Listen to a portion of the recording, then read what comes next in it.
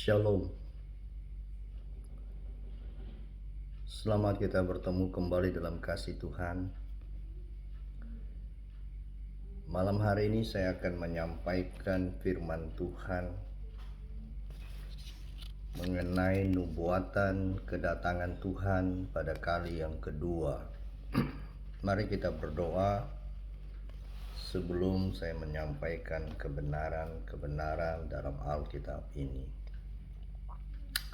Bapa, di dalam nama Tuhan Yesus aku minta kepadamu, biar Roh Kudus yang mengambil alih pikiran ini, mengambil alih hati ini, dan Roh Kudus menguasai jiwa, tubuh, dan roh ini, supaya apa yang kukatakan dan kusampaikan itu berasal daripada Roh Tuhan sendiri. Terima kasih Tuhan Yesus, berkatilah saudara-saudaraku yang mendengar. Mungkin ada yang kusampaikan kurang mereka mengerti. Biarlah firman-Mu juga biarlah Roh Kudus-Mu juga yang akan menjelaskan kepada mereka firman yang kusampaikan malam ini. Sebab sebagai manusia aku penuh dengan kekurangan dan kelemahan dan keterbatasan, tapi Roh Kudus tidak terbatas. Terima kasih Tuhan Yesus, terpuji nama-Mu. Amin. Saya akan berbicara di dalam Injil Matius pasal 24 itu mengenai nubuatan mengenai kedatangan Tuhan pada kali yang kedua. Di dalam judul ini khotbah tentang akhir zaman. Ini sebenarnya bukan khotbah, tapi ini nubuatan yang Tuhan si Yesus sendiri berbicara kepada murid-muridnya. Tetapi sebelum kita masuk lebih jauh, saya ingin memberitahukan kepada saudara, kalau berbicara tentang nubuat itu pertama kita harus lihat nubuat itu terbagi dalam 3 bagian. Bagian yang pertama itu terbagi dalam 3 bagian lagi, yaitu nubuat jangka waktu pendek,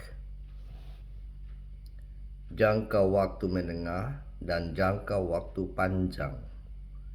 Apa artinya nubuat? Nubuat itu satu pesan Tuhan yang akan terjadi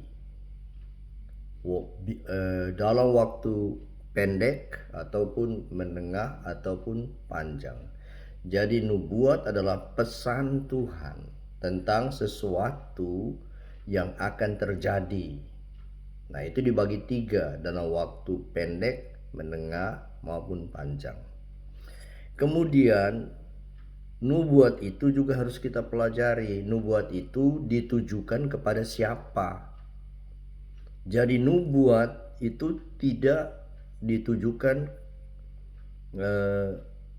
kadang-kadang kita harus mengerti bahwa nubuat itu ditujukan kepada siapa sebenarnya. Jadi tidak semua itu nubuat itu ditujukan. Kemudian yang ketiga, dalam situasi apa pesan Tuhan itu dinyatakan. Sehingga seringkali orang itu menyampaikan nubuatan, itu dia tidak melihat kaidah-kaidah nubuatan itu sebenarnya. Sehingga terjadi campur aduk nubuatan itu. Bahkan kadang-kadang membingungkan dan juga sangat menyesatkan. Sebab belakangan ini berseliweran di YouTube tentang kedatangan Tuhan. Ada beberapa orang yang menamakan dirinya hamba Tuhan, yang katanya hidup di dalam roh, setiap hari hidup dalam roh, dan setiap hari memiliki menerima penglihatan dari Tuhan. Tapi Alkitab berkata kepada kita, jangan percaya sebarang nubuatan, jangan percaya sebarang penglihatan, jangan percaya sebarang roh, melainkan ujilah. Kalau nubuatan mereka itu sesuai dengan firman Allah, itu bisa diterima. Ada salah satu ibu yang katanya menerima penglihatan dari Tuhan. Dengan katanya Tuhan berkata, setiap pagi engkau harus meletakkan tanganmu di tembok. Kalau tanganmu sudah menembus tembok, itu artinya engkau sudah mempunyai tubuh yang baru. Ya, istilah tubuh kemuliaan. Nah, ini kan tidak terdapat di dalam firman Tuhan. Tubuh kemuliaan itu kita nanti pakai pada waktu bunyi sangkakala, waktu Yesus datang pada kali yang kedua untuk menjemput orang-orang percaya. Saat itu seperti dikatakan dalam pertama Tesalonika, orang yang mati dibangkitkan. Lalu kemudian kita yang sedang hidup itu akan diubah. Dan kedua golongan ini akan bertemu dengan Tuhan. Yang mati dibangkitkan dan diberikan tubuh kemuliaan. Yang hidup itu diubah, diberikan tubuh kemuliaan. Lalu keduanya ini naik bertemu dengan Tuhan di awan-awan. Lalu kemudian kadang-kadang ada tercampur. Mereka tidak bisa membedakan bahwa ini gereja Tuhan dan ini bangsa Israel.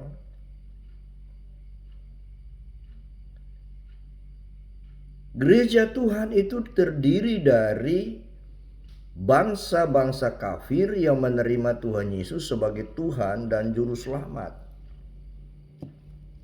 Ditambah dengan orang-orang Israel yang percaya kepada Tuhan Yesus dan menerima Dia sebagai Tuhan dan Juru Selamat, mereka itu termasuk gereja Tuhan. Lalu kemudian sebagian bangsa Israel yang sampai hari ini belum menerima Tuhan Yesus sebagai Tuhan dan Juru Selamat, itu mereka termasuk orang pilihan Allah memang, tapi mereka tidak termasuk gereja, itu termasuk umat pilihan Allah yang nanti akan dilindungi secara khusus oleh Allah di dalam masa sengsara. Nah, kemudian lagi mereka menyatakan bahwa gereja Tuhan itu akan masuk dalam masa sengsara, sebab akan diuji, dimurnikan di dalam masa sengsara itu. Dan gereja Tuhan diharuskan mempersiapkan tempat perlindungan, menyiapkan banyak makanan, menyiapkan lampu dari cahaya matahari, menyediakan banyak telur untuk disimpan berbulan-bulan lamanya, supaya bisa bersembunyi dari antikristus. Semua itu tidak sesuai dengan firman Tuhan. Karena pada waktu antikristus itu berkuasa selama 7 tahun itu, ya dibagi dua, yaitu 3,5 tahun pertama, 3,5 tahun kedua. Yaitu 3,5 tahun pertama antikristus baru mulai mencari posisinya untuk menjadi pemimpin dunia. Nanti pada pertengahan tahun 7 tahun, yaitu 3,5 tahun kedua, barulah antikristus itu sampai pada tampuk kepemimpinan. Lalu kemudian mereka juga menyatakan bahwa vaksin ini adalah cap 666. itu tidak benar, karena cap 666 itu nanti terjadi pada saat antikristus berkuasa penuh. Begitu. Jadi saudara jangan buru-buru percaya. Lalu dibilang bahwa kalau melihat pembinasa keji itu berdiri di bait Allah, maka harus lari ke Yudea. Nah, ini siapa? Kalau gereja Tuhan ada di mana? Gereja Tuhan ada di Yudea. Apa gereja Tuhan ada di tanah Israel? Kan gereja Tuhan kan tersebar di seluruh dunia.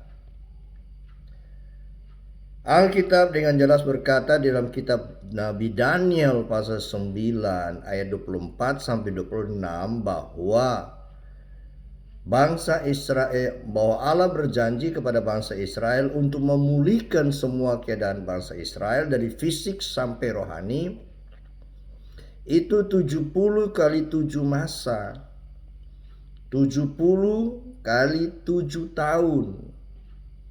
Dan kalau kita baca kitab Nabi Daniel pasal 9 ayat 24 sampai 26, itu saya sudah bicarakan itu dalam khotbah yang lalu. Itu yang baru dilakukan Tuhan, yaitu 7 kali 7 masa ditambah dengan 62 kali 7 masa. Jadi berarti baru 69 kali 7 masa, sedangkan dijanjikan itu 70 kali 7 masa. Nah, berarti kurang 1 masa, yaitu 7 tahun. Allah berhenti di 69 kali 7 masa. Nah, saat itulah terbukalah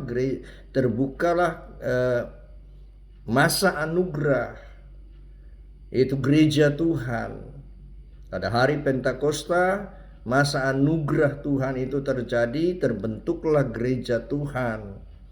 Yang saya katakan tadi, gereja Tuhan terdiri dari 2 golongan, yaitu orang-orang bangsa kafir yang menerima Tuhan Yesus sebagai Tuhan dan Juru Selamat, dan sebagian bangsa Israel yang percaya kepada Tuhan Yesus Kristus. Itu mereka termasuk golongan gereja Tuhan. Jadi dari 69 kali 7 masa ke 70 kali 7 masa untuk mengenapi janji Allah kepada Israel memulihkan seluruh keadaan Israel itu terputus pada 69 kali 7 masa. Nah, dari situlah terbukalah masa anugerah kasih karunia Allah. Nanti setelah masa anugerah itu tertutup dengan rapture atau pengangkatan gereja Tuhan, barulah Allah kembali menggenapi 7 masa itu atau 7 tahun itu. Jadi gereja itu tidak berada di dalam masa kekuasaan antikristus, karena masa anugerah sudah ditutup dengan pengangkatan gereja. Kalau sekarang ini dalam masa gereja, Allah tidak mengurus Israel secara khusus. Nanti setelah pelantikan gereja terjadi, baru Allah kembali mengurus Israel secara khusus. Gereja saat itu berada di udara, di awan-awan bersama Tuhan Yesus, dan beberapa hal terjadi di angkasa antara gereja dengan Tuhan Yesus selama 7 tahun. Lalu 7 tahun di bumi itu masuk masa sengsara.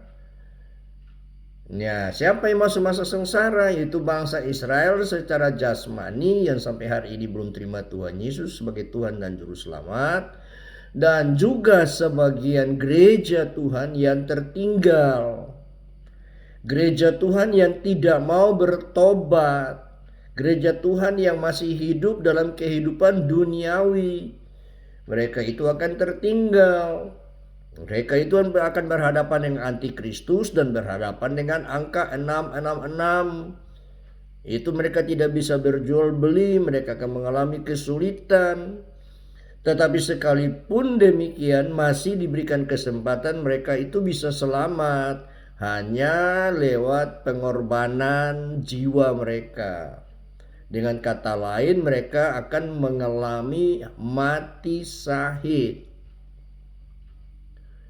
Jadi masih ada kesempatan. Sedangkan Israel jasmani, itu Alkitab dengan jelas berkata bahwa mereka akan dilindungi oleh Allah secara khusus. Jadi menurut Alkitab dalam Daniel pasal 9 ayat 24 itu, gereja itu sudah mengalami rapture, pengangkatan sebelum masa kesengsaraan selama 7 tahun itu. Gereja sekarang, setiap pribadi orang percaya itu sejak terima Tuhan Yesus Kristus itu dia mengalami banyak pencobaan di dalam kehidupannya. Diuji tiap hari untuk memurnikan iman, memurnikan kasih mereka kepada Allah, itu terjadi setiap hari. Kalau demikian, gereja harus masuk lagi di dalam masa pemurnian. Di manakah keadilan Allah? Apakah harus diuji berkali-kali? Lalu kemudian gereja yang sebelum Yesus datang itu sudah mati dan dikebumikan, berarti apakah mereka bisa selamat? Karena mereka tidak berhadapan dengan antikris untuk dimurnikan. Ini kan penglihatan yang aneh. Makanya dengan berat hati saya harus menyampaikan apa yang saya tahu, walaupun mungkin tidak sempurna.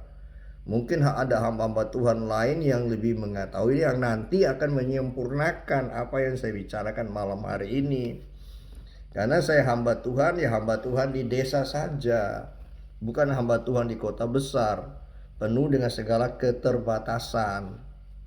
Tapi satu hal saya percaya bahwa Tuhan mengasihi saya, dan Dia mengungkapkan hal-hal ini kepada saya. Makanya saya pesankan kepada umat Tuhan, jangan percaya sebarang penglihatan yang sekarang saudara lihat berseliweran di YouTube. Itu jangan saudara cepat percaya. Ada ibu satu yang menggebu-gebu bilang hidup setiap hari dalam alam roh.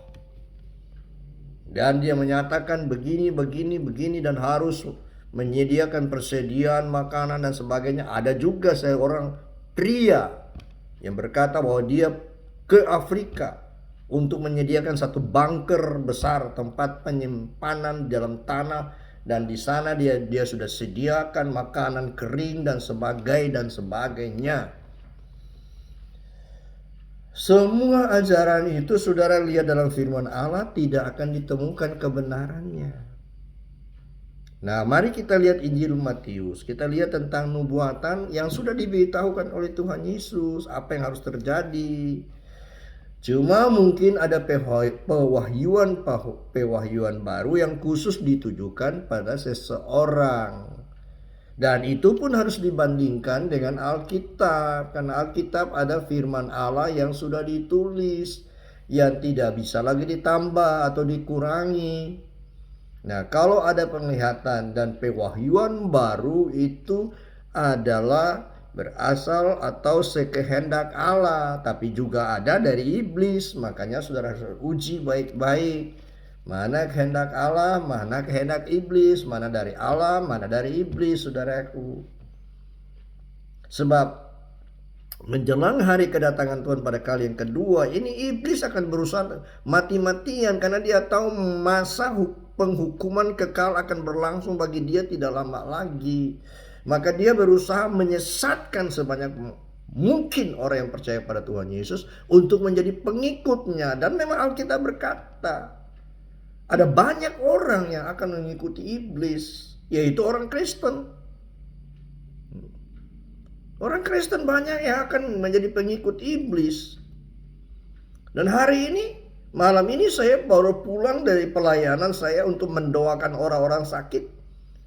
Dan saya bertemu dengan beberapa orang itu dibuat sakit oleh iblis, dibuat sakit oleh setan dengan hal-hal magic dan sebagainya. Dan Tuhan beritahukan itu pada saya, makanya saya berkata bahwa, dan itu dilakukan orang-orang Kristen, sesama orang Kristen, saudaraku. Dan saya mengatakan hal itu waktu saya berdoa, karunia marifat bekerja, dan itu saya bisa tahu jelas, saudaraku. Karena kemudian waktu saya tanya, memang benar keadaan seperti itu. Nah, saudaraku, itu pekerjaan setan akan lebih hebat menjelang hari kedatangan Tuhan. Dia akan berusaha menyesatkan sebanyak mungkin orang percaya. Bahkan tidak sedikit pendeta juga akan disesatkan. Pendeta yang disesatkan dengan cara apa? Dengan cara cinta uang. Dengan cara memamerkan kekayaannya. Dengan cara tidak lagi berkhotbah tentang pertobatan. Dengan cara berkhotbah untuk menyenangkan hati jemaatnya. Nah, ini harus waspada. Para pendeta yang sudah dikultuskan oleh jemaat itu berwaspadalah. Jangan mencuri kemuliaan Tuhan. Jangan mengambil kemuliaan Tuhan. Kita lihat dalam Matius 24. Saya baca, saya jelaskan sedikit-sedikit kepada saudara. Ayat 1. Sesudah itu Yesus keluar dari bait Allah lalu pergi, maka datanglah murid-muridnya. Perhatikan, datanglah murid-muridnya. Murid-muridnya ini orang apa? Orang Yahudi. Dan menunjuk kepada bangunan-bangunan bait Allah. Ia berkata pada mereka, kamu melihat semuanya itu? Aku berkata kepadamu, sesungguhnya tidak ada satu batu pun di sini akan dibiarkan terletak di atas batu yang lain, semuanya akan diruntuhkan. Ini nubuatan Tuhan Yesus tentang kota Yerusalem. Ini nubuatan. Nah, ini nubuatan, saya bilang tadi, nubuatan itu bisa terjadi dalam jangka waktu dekat, jangka waktu menengah, ataupun jangka waktu panjang. Nah, ayat 1 ayat 2 Injil Matius ini berbicara tentang nubuatan jangka pendek. Karena 30 tahun lebih setelah Yesus naik ke sorga, maka tentara Romawi di bawah pimpinan Jenderal Titus tahun 70 menghancurkan Yerusalem dan meratakan bait Allah sehingga tidak ada satu batu pun tersusun di atas batu yang lain. Nah, genaplah apa yang dikatakan Tuhan Yesus. Tidak ada satu batu yang dibiarkan terletak di atas batu yang lain. Semua akan diruntuhkan dan itu terjadi. Nah, ini nubuatan termasuk nubuatan jangka pendek. Hanya beberapa puluh tahun. Jadi, nubuatan jangka pendek bisa terjadi juga beberapa hari atau beberapa bulan, tapi beberapa tahun. Ada yang nubuatan hari ini bisa 1 minggu kemudian terjadi. Itu pesan Tuhan. Tapi harus diuji, saya ulang-ulang harus diuji. Jangan percaya sembarang roh, melainkan ujilah roh itu. Kalau itu datang dari Tuhan. Ya. Bagaimana kita bisa mengenal dan menguji itu kecuali kita rajin membaca firman Tuhan. Yang menjadi persoalan sekarang orang Kristen sekarang, dia malas baca firman Tuhan, dia hanya mau ke gereja dan dengar apa yang dikatakan pendeta. Syukur-syukurlah kalau pendeta itu khotbah yang benar. Kalau pendeta itu khotbahnya salah, maka jemaat juga menerima hal-hal yang salah. Saya katakan pada saudara, tidak seluruh pendeta itu rajin menyelidiki firman Tuhan. Tidak sedikit pendeta yang malas belajar firman Tuhan. Hari Minggu dia cuma mengutip sana, mengutip sini, ambil buku sana, ambil buku sini, ambil beberapa ayat dia sampaikan. Tapi untuk dia belajar secara teratur dan meminta dari Roh Kudus untuk firman yang disampaikan pada hari ibadah itu, hampir saya katakan, hampir sudah tidak ada pendeta-pendeta yang benar-benar mencari hadirat Allah.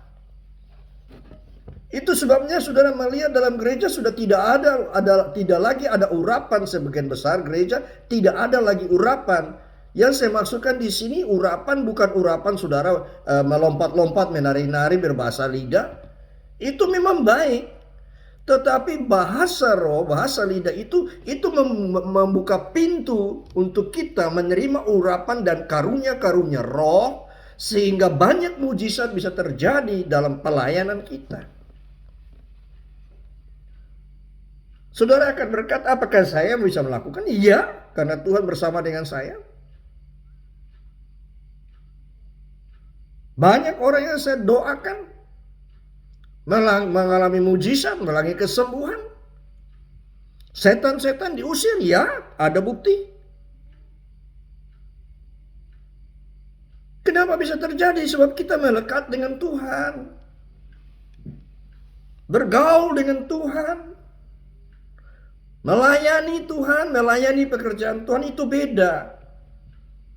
Melayani Tuhan dan melayani pekerjaan Tuhan dua hal yang berbeda, jangan kasih sama. Melayani Tuhan artinya saudara bergaul dengan Tuhan, menyenangkan hati Tuhan, menghormati Tuhan, mengasihi Tuhan, tidak melakukan hal-hal yang tidak dikehendaki oleh Tuhan, menjauhkan diri daripada hal-hal yang jahat di mata Tuhan. Itu namanya saudara melayani Tuhan. Kalau melayani pekerjaan Tuhan lain, saudara melayani orang, saudara melayani jemaat, itu saudara melayani pekerjaannya Tuhan. Nah, bagaimana saudara bisa melayani pekerjaan Tuhan kalau saudara tidak melayani Tuhan lebih dulu?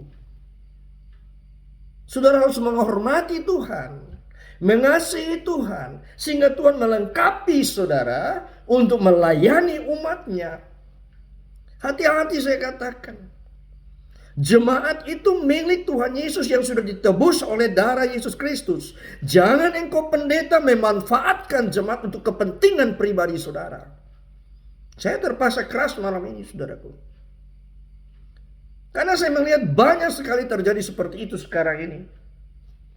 Memperkayakan dirinya, memamerkan kekayaannya. Padahal kalau jemaat itu pintar firman Tuhan, mereka bisa melihat bahwa pendeta mereka ini tidak ada lagi urapan Allah dalam hidup mereka. Hanya tinggal kefasihan lidah di dalam menyampaikan firman Tuhan. Kalau pendeta diurapi oleh Tuhan pada waktu dia menyampaikan firman Tuhan, jiwa kita bergetar.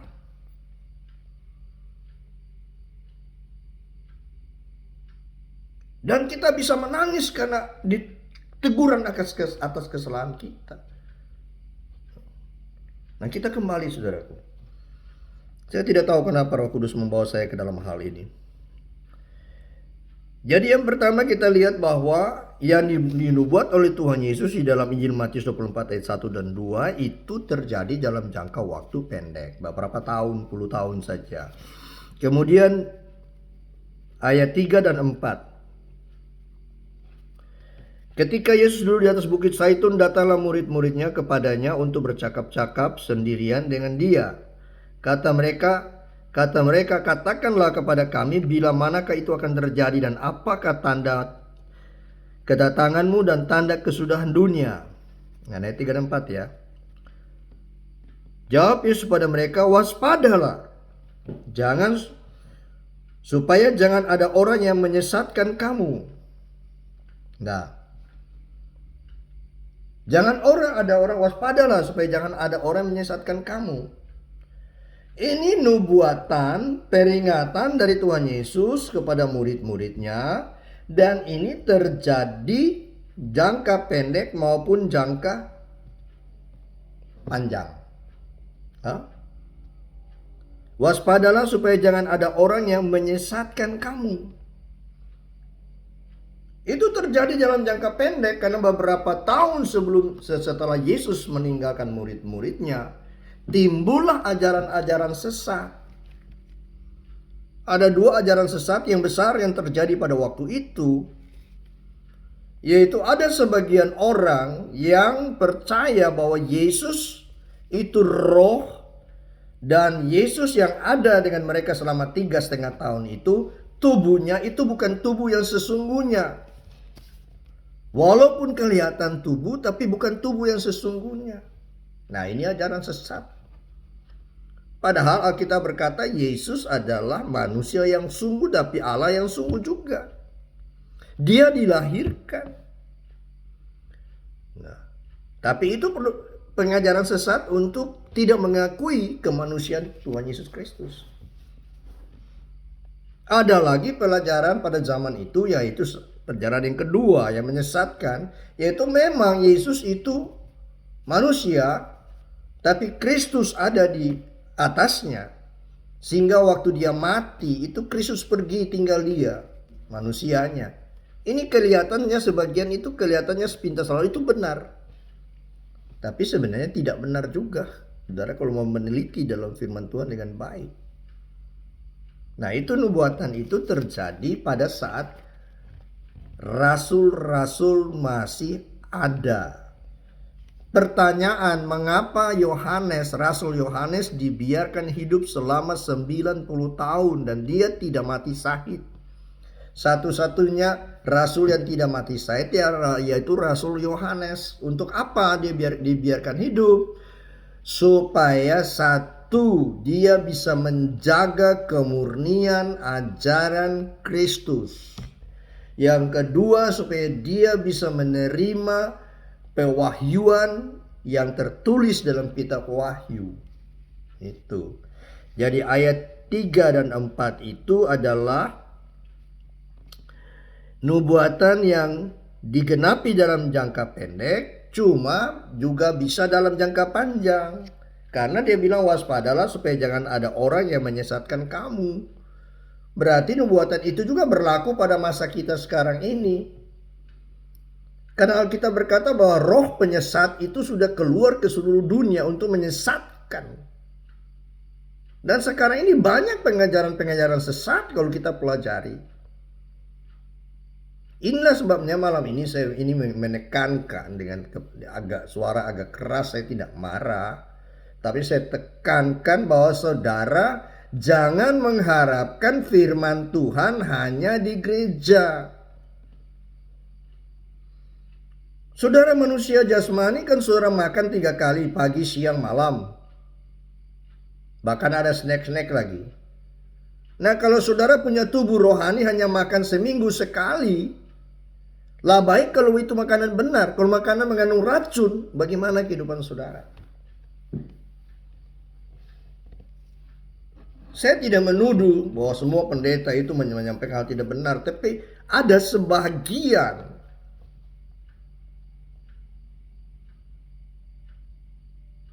yang mereka khotbahkan itu mereka mengambil dari buku-buku yang lain, mengambil dari khotbah orang lain yang sambung sana sambung sini, kelihatannya bagus, tapi itu bukan berasal dari Allah. Itu saya tekankan malam ini. Belajar baca firman Allah sendiri. Loh saudara, sekarang kan enak kan, tidak perlu pakai kitab-kitab tebal-tebal Alkitab yang dulu.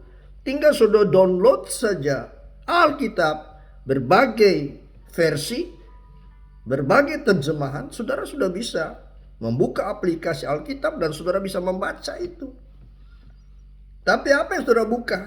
Ya saudara buka game, saudara buka segala macam yang tidak berarti bagi kehidupan rohani saudara.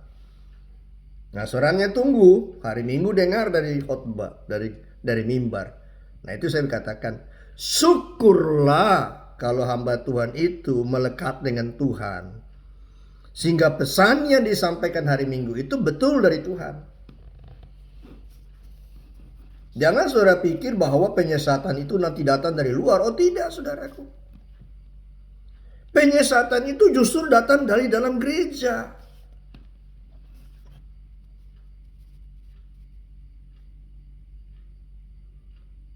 Saudara mengerti malam ini saya katakan bahwa saya keluar sedikit saudara. Pemurnian iman saudara itu justru terjadi di dalam gereja. Bukan di luar. Karena di dalam gereja saudara melihat ada orang munafik, ada Yudas, ada pengkhianat, ada Carlota, pembawa mulut, pencari muka, penjilat, semua ada dalam gereja. Nah, saat itu saudara mengalami pemurnian jiwa saudara, mengalami pemurnian rohani saudara. Apakah saudara tahan menghadapi semua itu atau tidak? Saudara digosipkan, saudara difitnah, saudara di macam-macam, itu terdapat di dalam gereja pada umumnya.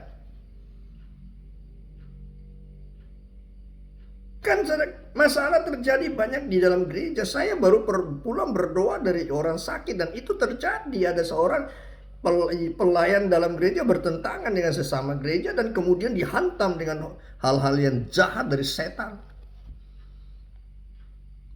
Pemurnian itu kan dari dalam gereja. Allah bilang penghakiman itu kan dimulai dari rumah tangga Allah sendiri. Sebab kenapa penghakiman mulai dari rumah tangga Allah? Sebab ada ketidakberesan di dalam gereja Tuhan. Kan saudara baca dalam kitab Wahyu. Tuliskan surat kepada 7 jemaat. Nah, saudara bisa pelajari sifat-sifat jemaat dari yang pertama Efesus, Smyrna, dan seterusnya sampai pada akhir Laodikia. Saudara akan melihat sifat-sifat gereja itu. Tuhan sudah mau datang, saudara jangan malas baca firman Tuhan. Pergunakanlah waktu ini karena waktu ini adalah waktu yang jahat.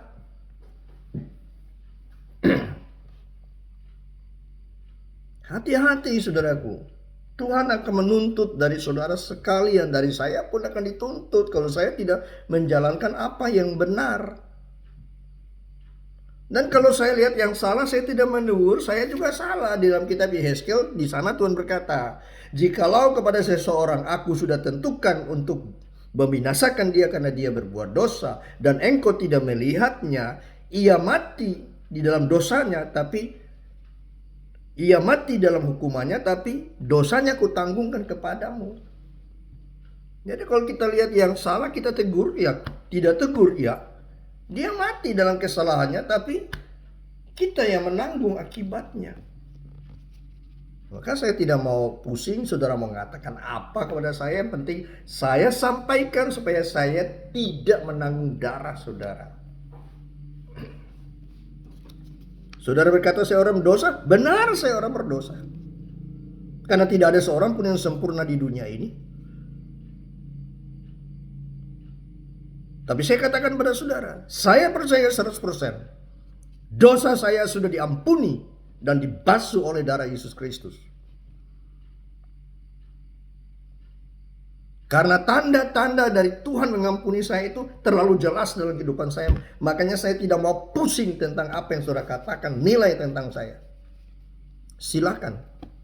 Tapi saya melepaskan pengampunan bagi saudara. Saya melepaskan kasih kepada saudara. Supaya melepaskan berkat kepada saudara, supaya tidak ada beban dalam kehidupan saudara. Saudara benci saya, saudara marah saya mengampuni saudara. Saya mengasihi saudara, saya memberkati saudara. Itu yang Tuhan perintahkan kepada saya. Tidak ada kebencian, tidak ada dendam dalam hidup saya kepada siapapun juga. Kemudian kita lihat ayat yang ke-5 sampai 6. Sebab banyak orang akan datang dengan memakai namaku dan berkata, akulah Mesias, dan mereka akan menyesatkan banyak orang. Kamu akan mendengar deru perang dan kabar-kabar tentang perang, namun berawas-awaslah, jangan kamu gelisah, sebab semua itu harus terjadi, tetapi belum kesudahannya. Ini nubuatan ini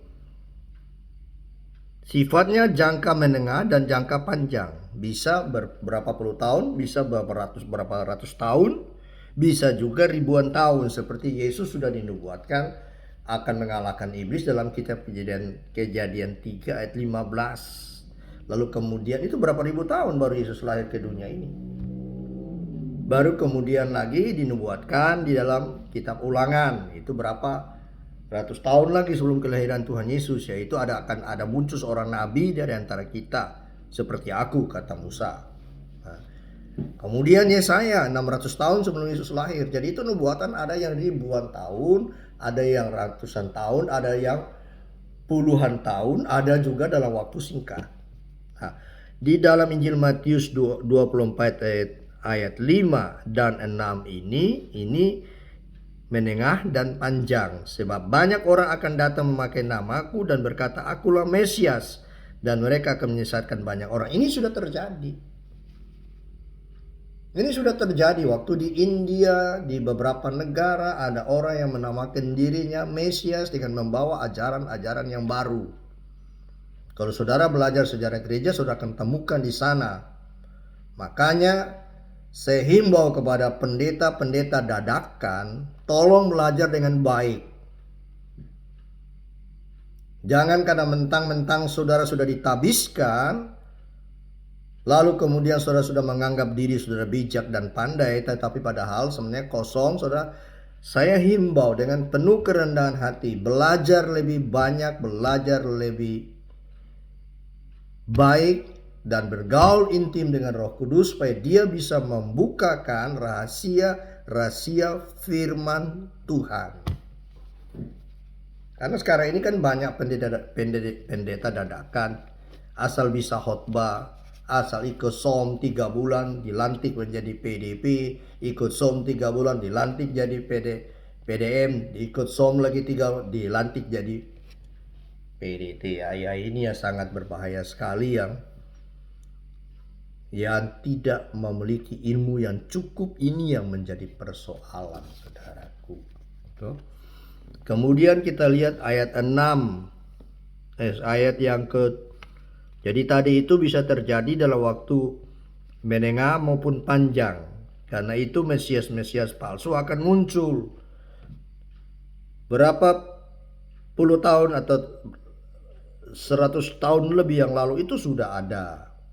Bahkan beberapa saat sebelum sesudah Yesus naik ke surga juga sudah ada Mesias-Mesias palsu. Nah, ini juga pada akhir zaman akan ada Mesias-Mesias palsu. Nah, ayat 6, kamu akan mendengar deru perang dan kabar-kabar tentang perang, namun berawas-awaslah, jangan kamu gelisah, sebab semuanya itu harus terjadi, tapi itu belum kesudahan. Nah, ini nubuatan ini dalam waktu menengah maupun panjang, karena kita sudah zaman mereka itu belum terlalu banyak dengar peperangan pada zaman rasul-rasul, ya kan? Nanti belakangan ini baru kita mulai dengar tentang deru peperangan antara bangsa dengan bangsa, perang dunia pertama, perang dunia kedua, dan mungkin akan masuk dalam perang dunia ketiga atau juga perang Armageddon. Ya sudah, kita tidak ada di dunia ini, tetapi setelah dinubuatkan dalam nubuatan dalam ayat 6 ini bisa berlaku jangka menengah maupun panjang. Jadi nanti kita akan dengar banyak kabar-kabar perang, tapi Alkitab berkata itu belum kesudahan. Dan ini sudah, peperangan itu sudah terjadi.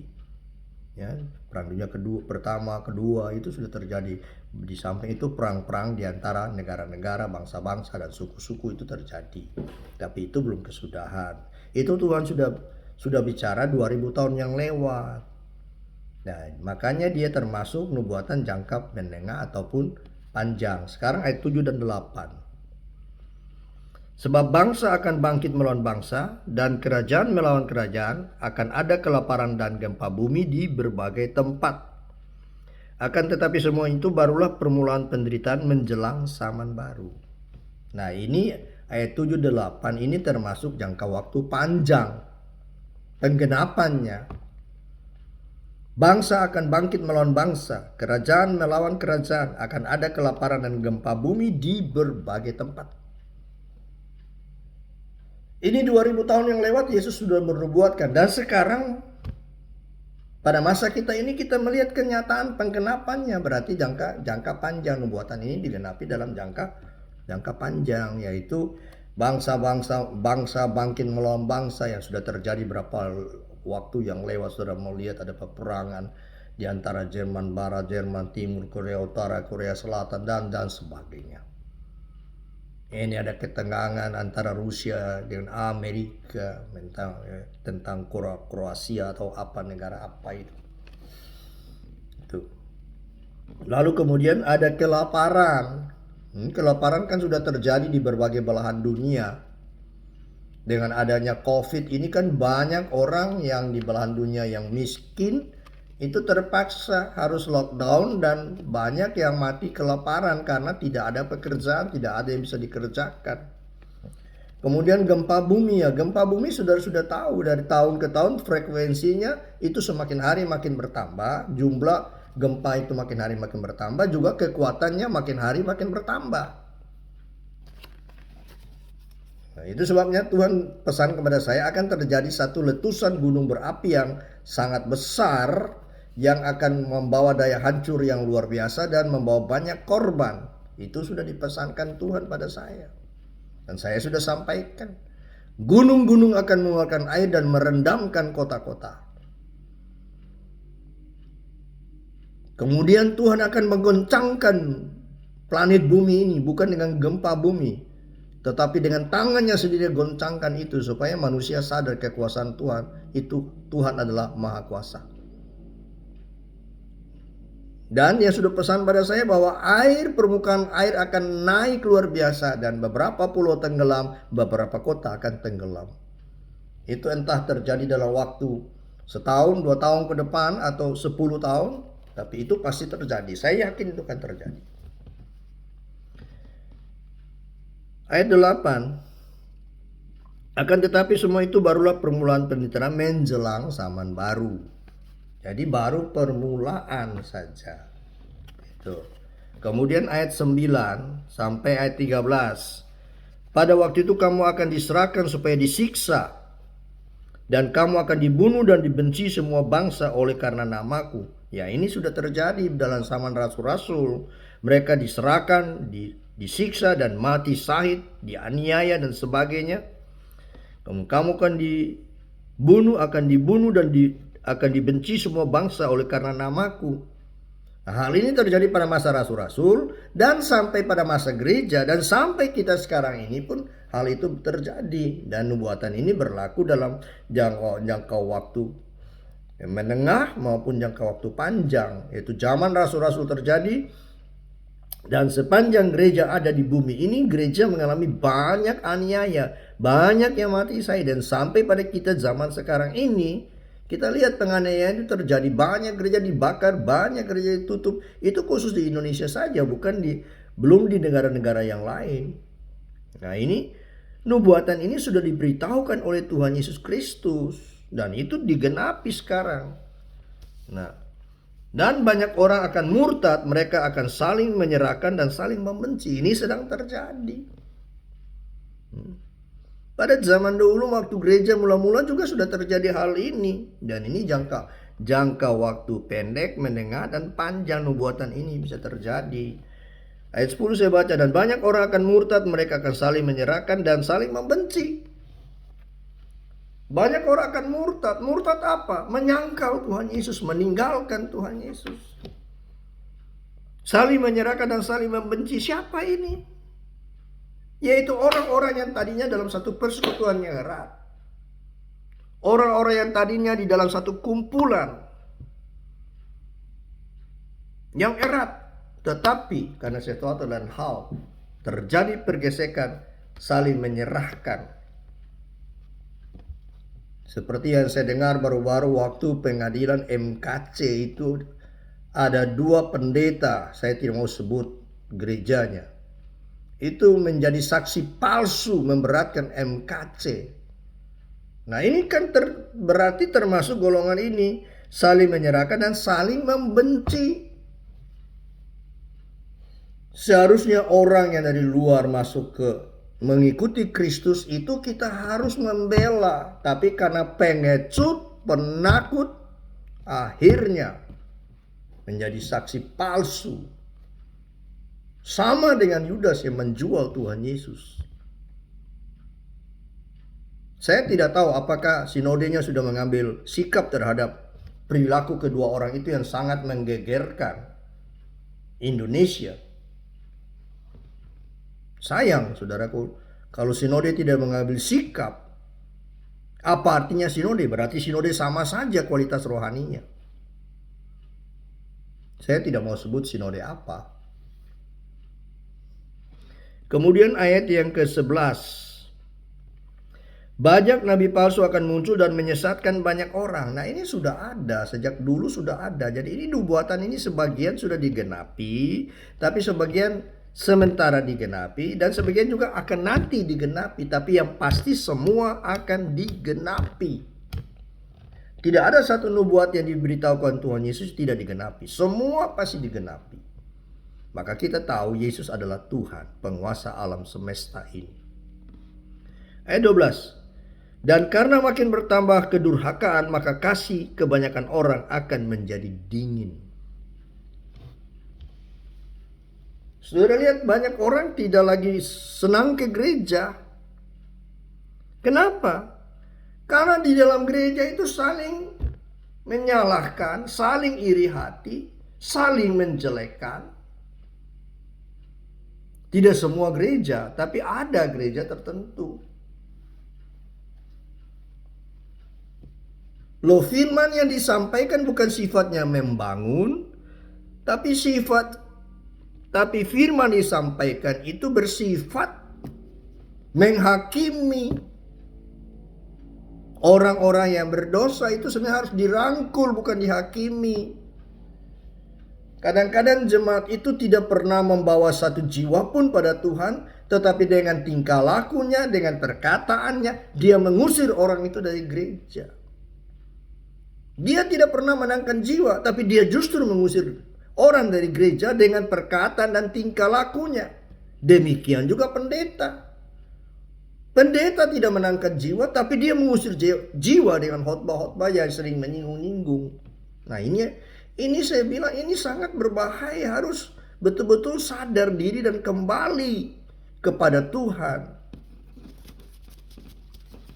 Ayat yang ke-13. Tetapi orang yang bertahan sampai pada kesudahannya akan selamat. Dan Injil kerajaan ini akan diberitakan di seluruh dunia menjadi kesaksian bagi semua bangsa, sesudah itu barulah tiba kesudahannya.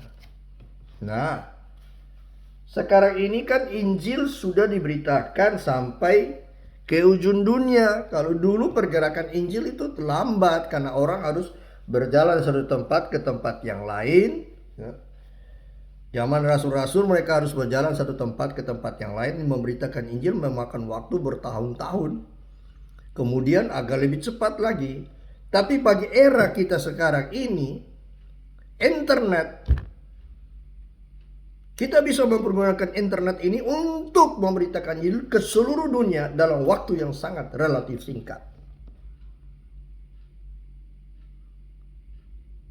Makanya biar saudara tidak dipakai dalam gereja, tapi lewat internet saudara bisa memberitakan Injil Tuhan. Saudara bisa menyampaikan pesan-pesan Tuhan. Karena tidak ada yang bisa membatasi saudara. Saudara bisa menyampaikan kebenaran firman Tuhan, nubuat firman Tuhan yang sesuai dengan Alkitab. Ayat 15. Ayat 9 sampai ini. Ayat 15 itu sudah mulai masuk kepada jangka pendek ataupun panjang. 9 sampai 13. 14 sampai 15, 14 sampai 51 itu masuk jangka panjang, nubuatan yang akan terjadi di masa kita ini. Jadi apabila kamu melihat pembinasa keji berdiri di tempat kudus menurut firman yang disampaikan oleh Nabi Daniel, itu yang saya katakan tadi, para pembaca hendaklah memperhatikannya. 16. Maka orang-orang yang di Yudea haruslah melarikan diri ke pegunungan. Orang yang sedang di peranginan di atas rumah, janganlah ia turun untuk mengambil barang-barang dari rumahnya. Dan orang yang sedang di ladang, jangan ia kembali untuk mengambil pakaiannya. Nah, saudara lihat sini. Dikatakan jadi apabila kamu melihat pembinasa keji berdiri di tempat kudus, yaitu dalam bait Allah, menurut firman disampaikan oleh Nabi Daniel, para pembaca hendaklah memperhatikan. Maka orang-orang di Yudea haruslah melarikan diri ke pegunungan. Nah, bagian Alkitab ini bukan kepada gereja. Gereja tidak tinggal di tanah Palestina. Gereja tinggal berserakan seluruh dunia. Mau lari ke orang-orang di Yudea harus lari ke gunung-gunung. Apakah saudara orang Israel yang tinggal di tanah Israel, ya di mana ada daerah Yudea? Kan tidak. Loh, kenapa sekarang kan banyak sekali penglihatan menyatakan bahwa kita harus lari ke gunung-gunung, kita harus membeli super mie yang banyak, telur yang banyak, membeli lampu dari sinar matahari. Ini kan ngawur, saudaraku. Aneh pelajaran dapat dari katanya penglihatan. Masa Tuhan memberikan penglihatan yang bertentangan dengan firman-Nya sendiri? Dan bukan ini rasul, ini Yesus sendiri yang berbicara kok. Jadi ini beberapa ayat ini ditujukan kepada bangsa Israel. Maka orang yang di Yudea harus melarikan diri ke pegunungan. Nah, saudara di mana? Saudara kan ada di Indonesia. Pada masa itu gereja sudah tidak ada. Gereja sudah dilantik bertemu dengan Tuhan. Gereja masa anugerah tertutup baru Allah menyelesaikan 7 tahun dengan Israel. Itu berarti masuk masa sengsara. Israel diurus khusus oleh Allah. Termasuk gereja yang tertinggal. Orang yang sedang di peraginan di atas rumah, janganlah ia turun untuk mengambil barang-barang dari rumahnya. Dan orang yang sedang di ladang, janganlah ia kembali untuk mengambil pakaian. Celakalah ibu-ibu yang sedang hamil atau yang menyusui bayi pada masa itu. Berdoalah supaya kamu melarikan diri, jangan jatuh pada musim dingin dan jangan pada hari Sabat. Siapa itu? Bangsa Israel.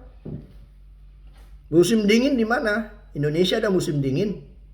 Di mana Indonesia musim dingin? Nggak ada kan? Nah, firman Tuhan ini kan ditujukan kepada bangsa Israel yang tertinggal, yang belum terima Tuhan Yesus sampai saat ini.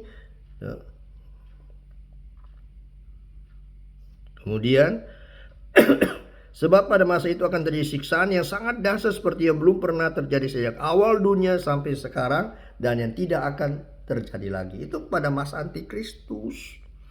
Dan sekiranya waktu tidak dipersingkat, maka dari segala yang hidup tidak akan ada yang selamat. Akan tetap oleh karena orang-orang pilihan waktu itu akan dipersingkat. Orang pilihan siapa? Israel. Karena Israel memang umat pilihan Allah. Israel yang tertinggal. Tapi Israel yang percaya Tuhan Yesus sebagai Tuhan dan Juru Selamat itu sudah terangkat lebih dahulu sebelum masa masuk sengsara ini bersama dengan gereja Tuhan. Nah, itu saudaraku. Jadi jangan sembarang percaya penglihatan yang tidak sesuai dengan firman Tuhan. Pada waktu itu jika orang berkata kepadamu, lihat Mesias ada di sini atau Mesias ada di sana, jangan kamu percaya, karena memang itu akan terjadi. Sebab Mesias palsu dan nabi-nabi palsu akan muncul dan mereka akan mengadakan tanda-tanda yang dahsyat dan mujizat-mujizat sehingga sekiranya mungkin mereka menyesatkan orang-orang pilihan. Jadi bangsa Israel akan diuji. Karena sampai sekarang mereka belum percaya kepada Tuhan Yesus sebagai Mesias, maka saat itu akan muncul Mesias palsu. Mereka percaya atau tidak, tapi syukurlah Tuhan mendatangkan Musa dan Elia pada pertengahan kesengsaraan itu untuk mengajar Israel bahwa Mesias yang mereka tunggu itu sudah ada, yang mereka salibkan, yaitu Tuhan Yesus Kristus. Camkanlah aku sudah mengatakan kepadamu terlebih dahulu. Jadi apabila orang berkata kepadamu, lihat ia ada di padang gurun, janganlah kamu pergi ke situ, atau lihat ia ada di dalam bilik, janganlah kamu percaya. Itu Tuhan Yesus sudah bilang. Itu terjadi pada masa kita. Jadi nubuatan ini bersifatnya jangka panjang. Sebab sama seperti kilat memancar dari sebelah timur dan melontar cahayanya sampai ke barat, demikianlah pula kedatangan Anak Manusia. Begitu cepatnya. Ini berbicara tentang kecepatan kedatangan Tuhan. Alkitab berkata, dalam sekejap mata, pada waktu bunyi sangkakala, waktu sekejap mata, cuma saudara tutup mata, buka mata, orang yang mati sudah dibangkitkan, dan saudara yang percaya Tuhan, dalam sekejap mata, saudara diubah dengan tubuh kebangkitan, saudara naik bertemu dengan Tuhan. Dalam sekejap mata, saudara, kejap mata, saudara tutup mata, buka mata, saudara sudah di udara bersama-sama Tuhan Yesus. Ya, sebab itu bersedialah, bertobatlah, jangan bermain-main lagi. Masing-masing bertanggung jawab. Tidak usah saudara menilai seseorang, tidak usah saudara menghakimi orang lain. Hakimilah dirimu sendiri. Di mana ada bangkai, di situ burung nasar berkerumun. Segera sesudah siksaan pada masa itu, matahari akan menjadi gelap dan bulan tidak bercahaya dan bintang-bintang akan berjatuhan dari langit dan kuasa langit akan goncang. Nah, ini akan terjadi pada akhir pemerintahan antikristus. Waktu Tuhan datang untuk menghukum antikristus. Ini akan terjadi semua. Dan ini juga Ada sisipan ini sebenarnya, bukan seluruhnya, tapi ini ada dua peristiwa nanti terjadi dalam hal ini, yaitu pada waktu Yesus mengalahkan Antikristus dan juga terjadi pada waktu pembentukan kerajaan 1000 tahun. Kemudian ini juga akan terjadi juga pada menjelang langit dan bumi yang baru. Jadi saya akhiri di sini, mungkin agak panjang, 50-60 menit, tapi terserah saudara mau bosan, tidak usah ikuti. Berbahagialah saudara dengan sabar mengikuti. Bahwa kalau nubuatan itu, saya ulang, terbagi 3. 1, jangka waktunya, yaitu yang pendek, menengah, panjang. Kemudian nubuatan itu ditujukan pada siapa. Kemudian nubuatan itu berdasarkan situasi apa pada saat itu sehingga ada nubuatan itu keluar. Kalau saudara mengerti 3 hal ini, maka saudara bisa mengerti apa nubuatan ini betul dari Tuhan atau tidak. Ya tentu kesimpulannya saudara harus bandingkan dengan Alkitab. Jangan percaya sembarang roh. Tuhan memberkati kita sekalian. Bapak, aku berbicara terlalu panjang malam hari ini, tapi aku menyampaikan apa yang aku ketahui sesuai dengan kata-katamu sendiri Tuhan. Biar Engkau memberkati semua. Di dalam nama Tuhan Yesus berdoa dan mengucap syukur. Amin.